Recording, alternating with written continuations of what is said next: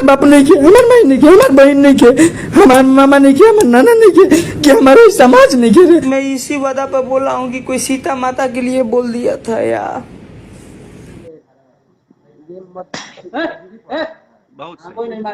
भाई लोग नमस्कार। तो आप लोग कैसे, उम्मीद है कि आप लोग बहुत अच्छे। तो आप देख रहे हैं कुमार रंगा यूट्यूब चैनल। दोस्तों बता दो कि सुपर स्टार का आप लोग बीच में मनीष कश्यप और आप लोग बीच में कल्लू जी और आप लोग पवन सिंह भी आप लोग बीच में आया था लाइव और बोला मेरा भी बेटी है।